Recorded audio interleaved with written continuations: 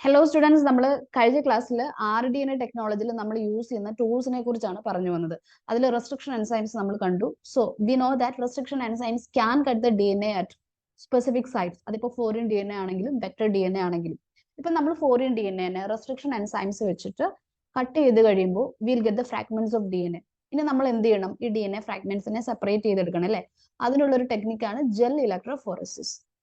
So we use this technique to separate and isolate the DNA fragments. Okay, നിങ്ങൾ ഇത് molecular basis of inheritance എന്ന ചാപ്റ്ററിൽ പഠിച്ചതാണ് അല്ലേ?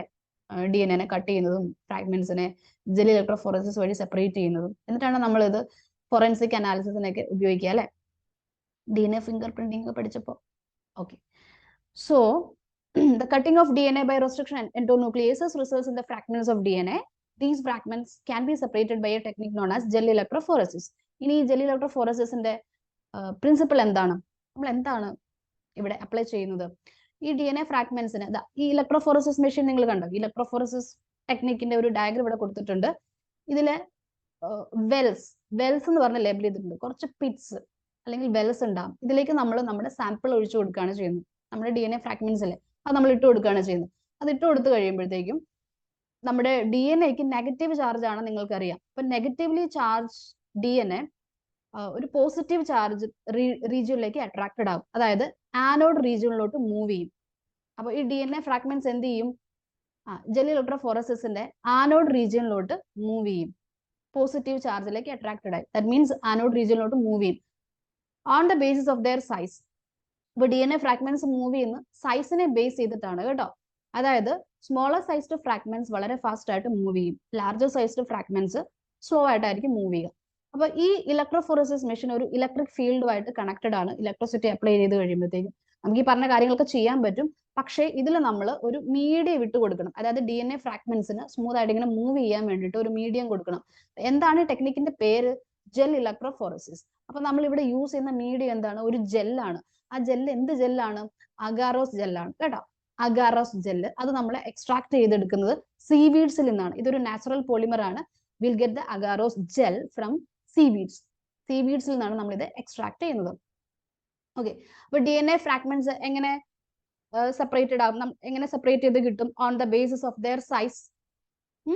DNA fragments separate or resolve according to their size through a sieving effect provided by the agarose gel. ഈ agarose ജെല്ലിൽ ഒരു sieving effect ആയിരിക്കും. ഒരു സീവിങ് എഫക്റ്റ് എന്ന് പറയുമ്പോൾ അരിപ്പേ കൂടെ എങ്ങനെയാണ് സാധനങ്ങൾ അരിച്ചിറങ്ങുന്നത്, അതുപോലെ നമ്മുടെ ഫ്രാഗ്മെന്റ്സ് ഇങ്ങനെ മൂവ് ചെയ്യും. Alright, hence smaller the fragment size the farther it moves. അതായത് ഫ്രാഗ്മെന്റ്സിന്റെ സൈസ് കുറയും തോറും അത് വളരെ ഫാസ്റ്റ് ആയിട്ട് മൂവ് ചെയ്യാനുള്ള സാധ്യതയും കൂടും അല്ലെ. ഇവിടെ കൊടുത്തിട്ടുണ്ട് ഈ ഡയഗ്രത്തിൽ സ്മോളസ്റ്റ് സൈസ്ഡ് ഫ്രാഗ്മെന്റ്സ് ആണ് ഏറ്റവും ഫ്രണ്ടിൽ വന്ന് നിൽക്കുന്നത് അല്ലെ. ചെറിയ സൈസ്, അതായത് വെയിറ്റ് കുറഞ്ഞ ഫ്രാഗ്മെന്റ് ആയിരിക്കും ഫസ്റ്റ് വന്ന് നിൽക്കുന്നത്. വെയിറ്റ് കൂടിയ ഫ്രാഗ്മെന്റ് ആണെങ്കിലോ, മീൻസ് ലാർജർ സൈസ്ഡ് ഫ്രാഗ്മെന്റ് ആണെങ്കിൽ വളരെ സ്ലോ ആയിട്ട് മൂവ് ചെയ്തിട്ട് ഇവിടെ നിന്നൊക്കെ ഇവിടെ കിടപ്പുണ്ട് അല്ലെ ഫ്രാഗ്മെന്റ്സ്. അതിന്റെ അർത്ഥം എന്താണ്? അവരുടെ സൈസ് കൂടുതലാണെന്നാണ്. ഇനി ഈ സെപ്പറേറ്റ് ചെയ്ത DNA ഫ്രാഗ്മെന്റ്സിനെ നമ്മൾ എങ്ങനെ വിഷ്വലൈസ് ചെയ്യും? ഈ ഫിഗറിൽ പറഞ്ഞ കാര്യം ഒന്ന് എക്സ്പ്ലെയിൻ ചെയ്യാം. A typical agarose gel electrophoresis showing migration of undigested, that is line 1, and digested set of DNA fragments, that is from line 2 to 4. ഈ ലൈൻ 1 നോക്കുക. ലൈൻ 1 നോക്കി കഴിയുമ്പോൾ നിങ്ങൾക്ക് അറിയാം ആ DNA ഫ്രാഗ്മെന്റ് അവിടെ നിന്ന് മൂവ് ചെയ്തിട്ടില്ല. ഇതാണ് ലൈൻ 1 അല്ലേ. നമ്മൾ ഈ വെല്ലിൽ ഇട്ട് കൊടുത്ത സാമ്പിളിൽ നിന്ന് വന്ന DNA അത് അവിടെ നിന്ന് മൂവ് ചെയ്തിട്ടില്ല. ദാറ്റ് മീൻസ് അതിന്റെ പ്രോപ്പർ ഡൈജഷൻ നടന്നിട്ടില്ല. അത് അൺഡൈജസ്റ്റഡ് DNA ആണ് കൊടുത്തേക്കുന്നത് അല്ലേ. ഇത് പ്രോപ്പർ ആയിട്ട് ഡൈജസ്റ്റഡ് ആയിട്ടില്ല ഈ DNA. അതുകൊണ്ടാണ് ഇത് ഇവിടെ നിന്ന് ഇങ്ങോട്ട് മൂവ് ചെയ്യാത്തത്. ലൈൻ 2 to 4 ഇവിടം തൊട്ട് ഇവിടം വരെ ഈ വെൽസിൽ ഇട്ട് കൊടുത്ത ആ സാമ്പിൾസിൽ നിന്ന് DNA ഫ്രാഗ്മെന്റ്സ് മൂവ് ചെയ്തിട്ടുണ്ട് അല്ലെ. കണ്ടോ, ഈ ലൈൻ നോക്കൂ, 2, ഇത് 3rd ലൈൻ, ഇത് 4th ലൈൻ. ഇവിടെ ഒക്കെ ഫ്രാഗ്മെന്റ്സ് മൂവ് ചെയ്തിട്ടുണ്ട് അല്ലെ.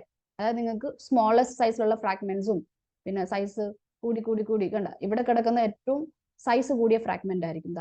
ഈ കിടക്കുന്നതൊക്കെ സൈസ് കൂടിയ ഫ്രാഗ്മെന്റ്സ് ആയിരിക്കും. അങ്ങനെ ഫ്രാഗ്മെന്റ്സ് മൂവ് ചെയ്തായിട്ട് കാണിക്കുന്നുണ്ട് 2 to 4.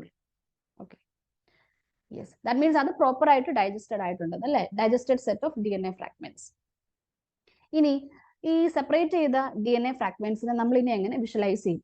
നമുക്ക് വിസിബിൾ ലൈറ്റിൽ DNA ഫ്രാഗ്മെന്റ്സിനെ വിഷ്വലൈസ് ചെയ്യാൻ പറ്റില്ല. അതേപോലെ തന്നെ പ്രോപ്പർ ആയിട്ട് സ്റ്റെയിൻ ചെയ്യാതെ നമുക്ക് DNA ഫ്രാഗ്മെന്റ്സിനെ കാണാൻ പറ്റില്ല.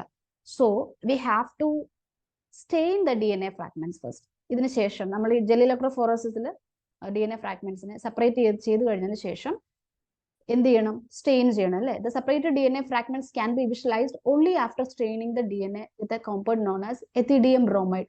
അപ്പൊ എത്തിഡിയം ബ്രോമൈഡ് എന്ന് പറഞ്ഞ ഒരു കോമ്പൗണ്ട് നമ്മൾ ആഡ് ചെയ്യുന്നു ഈ ജെല്ലിലേക്ക് അല്ലെ, DNA ഫ്രാഗ്മെന്റ്സിനെ വിഷ്വലൈസ് ചെയ്യാൻ വേണ്ടിയിട്ട്. സോ ഇതൊരു സ്റ്റെയിൻ ആണ്, എത്തിഡിയം ബ്രോമൈഡ് സ്റ്റെയിൻ. ഓക്കെ, ഇത് നമ്മൾ ആഡ് ചെയ്ത് കഴിഞ്ഞിട്ട് ഇനി എന്താ ചെയ്യുക? ഞാൻ പറഞ്ഞു വിസിബിൾ ലൈറ്റിൽ നമുക്ക് DNA ഫ്രാഗ്മെന്റ്സിനെ കാണാനായിട്ട് പറ്റില്ല. So we have to expose this entire setup to UV radiation. നമ്മൾ ഈ ജെല്ലിനെ UV റേഡിയേഷനോട് എക്സ്പോസ് ചെയ്യുന്നു. എക്സ്പോസ് ചെയ്ത് കഴിയുമ്പോൾ നമുക്ക് ഓറഞ്ച് കളേർഡ് ബാൻസ് ആയിട്ട് DNA ഫ്രാഗ്മെന്റ്സിനെ കാണാനായിട്ട് പറ്റും. അപ്പൊ എന്തുകൊണ്ടാണ് എത്തിഡിയം ബ്രോമൈഡ് സ്റ്റെയിൻ ആഡ് ചെയ്യുന്നത്? ബിക്കോസ് സ്റ്റെയിൻ ആഡ് ചെയ്യാതെ നമുക്ക് DNA ഫ്രാഗ്മെന്റ്സിനെ കാണാൻ പറ്റില്ല. ഇനി എന്തുകൊണ്ടാണ് ഇതിനെ UV റേഡിയേഷനോട് എക്സ്പോസ് ചെയ്യുന്നത്? ബിക്കോസ് വിസിബിൾ ലൈറ്റിൽ DNA ഫ്രാഗ്മെന്റ്സ് വിഷ്വലൈസ്ഡ് ആവില്ല.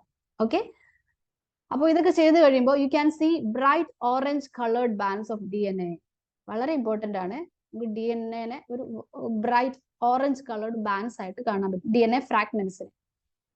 ഇനി DNA ഫ്രാഗ്മെന്റ്സ് ഒക്കെ സെപ്പറേറ്റഡ് ആയി. ഇനി എന്ത് ചെയ്യണം? ഈ ഫ്രാഗ്മെന്റ്സിനെ നമ്മൾ ഈ ജെല്ലിൽ നിന്ന് കട്ട് ചെയ്തെടുക്കണം, കട്ട് ചെയ്ത് എക്സ്ട്രാക്ട് ചെയ്യണം.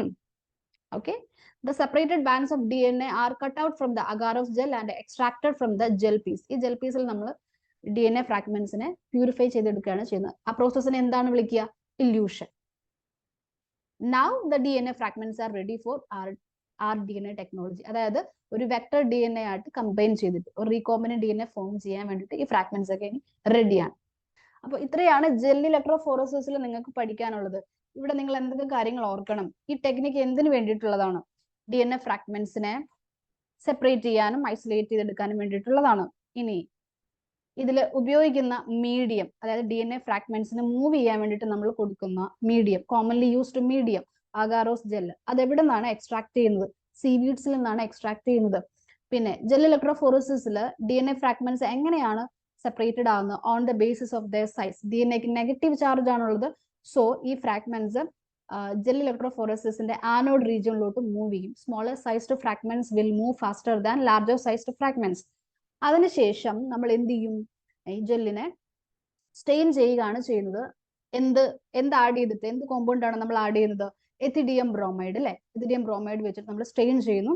അതിനുശേഷം ഈ പറഞ്ഞ എൻഡർ സെറ്റപ്പിനെ നമ്മൾ UV റേഡിയേഷനോട് എക്സ്പോസ് ചെയ്യുന്നു. Because we cannot see DNA fragments in visible light. Visible ലൈറ്റിൽ DNA ഫ്രാഗ്മെന്റ്സ് വിഷ്വലൈസ്ഡ് ആവില്ല. അതുപോലെ പ്രോപ്പർ ആയിട്ട് സ്റ്റെയിൻ ചെയ്യാതെയും DNA ഫ്രാഗ്മെന്റ്സിനെ നമുക്ക് വിഷ്വലൈസ് ചെയ്യാനായിട്ട് പറ്റത്തില്ല. So first we have to stain the DNA fragments and then expose to UV radiation. Then അങ്ങനെ ചെയ്യുമ്പോൾ നമുക്ക് എന്ത് കാണാൻ പറ്റും? ബ്രൈറ്റ് ഓറഞ്ച് കളർ ബാൻഡ്സിലെ DNA ഫ്രാഗ്മെന്റ്സ് കാണാനായിട്ട് പറ്റും അല്ലെ. ആൻഡ് ആഫ്റ്റർ ദാറ്റ് ഈ DNA ഫ്രാഗ്മെന്റ്സിനെ നമ്മൾ അഗാരോസ് ജെല്ലിൽ നിന്ന് കട്ട് ചെയ്തെടുക്കുന്നു. The separated bands of DNA are cut out from the agarose gel and then extracted from the gel piece. ഈ സ്റ്റെപ്പിനെയാണ് നമ്മൾ ഇല്യൂഷൻ എന്ന് വിളിക്കുക. ഇല്യൂഷൻ. ഇത് നമ്മൾ പറഞ്ഞു. ഇനി ഈ DNA ഫ്രാഗ്മെന്റ്സ് എന്തിനു റെഡി ആയിട്ടുണ്ട്? റീകോമ്പിനന്റ് DNA ഉണ്ടാക്കാൻ വേണ്ടി, അതായത് വെക്ടർ DNA ആയിട്ട് ജോയിൻ ചെയ്ത് നമ്മൾ റീകോമ്പിനന്റ് DNA ടെക്നോളജിയിൽ നമ്മൾ ഇവരെ യൂസ് ചെയ്യണ്ടേ, അതിന് വേണ്ടിയിട്ട് റെഡി ആയിട്ടുണ്ട്.